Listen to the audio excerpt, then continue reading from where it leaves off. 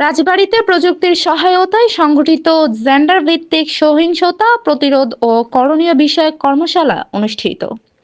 বাবলু শেখ, রাজবাড়ী। রাজবাড়ীতে প্রযুক্তির সহায়তায় সংঘটিত জেন্ডার ভিত্তিক সহিংসতা প্রতিরোধ ও করণীয় বিষয়ক কর্মশালা অনুষ্ঠিত হয়েছে।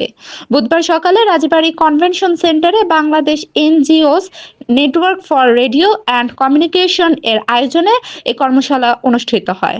অনুষ্ঠানে প্রধান অতিথি হিসেবে উপস্থিত ছিলেন রাজবাড়ী জেলা প্রশাসক সুলতান আক্তার।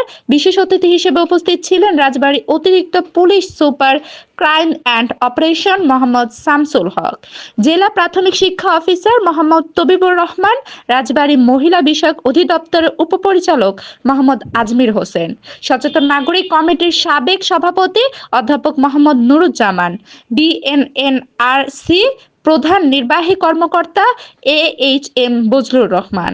অনুষ্ঠান সঞ্চালনায় ছিলেন রাজবাড়ী কালের কণ্ঠ ও 21 টিভির জেলা প্রতিবেদক মোহাম্মদ জাহাঙ্গীর হোসেন। এই কর্মশালায় রাজনৈতিক ব্যক্তি, টিআইবি, এনজিও, সাংবাদিক, মানবাধিকার কর্মী, শিক্ষক, ব্যবসায়ী ও সমাজের সচেতন ব্যক্তিবর্গ উপস্থিত ছিলেন। অনুষ্ঠানে বিভিন্ন প্রযুক্তি অপব্যবহার করে বিশেষ করে নারীদেরকে সহিংসতায় যুক্ত করে তাদের নানা ধরনের অপরাধে যুক্ত করেছে, হয়রানি ও নানা সমস্যায় ফেলেছে। সমাজের চোখে নারী সমাজকে অপরাধী হিসেবে দাঁড় করছে। এতে নারী মৃত্যুর হার বাড়ছে। একই সাথে নারীরা স্বাভাবিকভাবে বেঁচে থাকা সহ সমাজের নানা উন্নয়ন কর্মকাণ্ড থেকে পিছিয়ে পড়ছে। শিক্ষার্থীরা প্রযুক্তির অপব্যবহারের কারণে বিভিন্ন অপরাধ কাজে লিপ্ত হচ্ছে। সুশিক্ষা থেকে বঞ্চিত হচ্ছেন শিক্ষার্থীরা। অপরাধ দমনে আইন শৃঙ্খলা প্রতিষ্ঠানকে অনলাইন সাইবার সেল তৈরি করতে অনুরোধ জানান বক্তারা।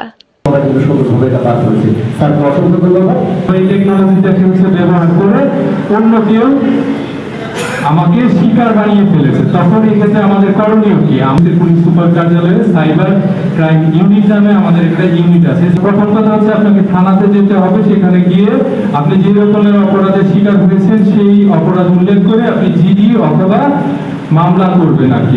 সবাইকে কিন্তু টার্গেট করা হয়, এই যে যারা শুধু আমাদের অল্পবয়সী তরুণীদের তারা টার্গেট করে না, যেহেতু মেয়েদের ক্ষেত্রে এটা বেশি হয়, তারা এই জিনিসটাকে ট্যাকেল দিতে পারে না। সুন্দরী মেয়ে বা অল্পবয়সী তরুণী যেভাবে বলি, তাদের ওই বয়সের কারণে অভিজ্ঞতা আর বা সচেতনতা বা চারপাশ থেকে তাকে জিনিসগুলো শেয়ার না করার কারণে তারা জিনিসটাকে ভালোভাবে ট্যাকেল দিতে পারে না।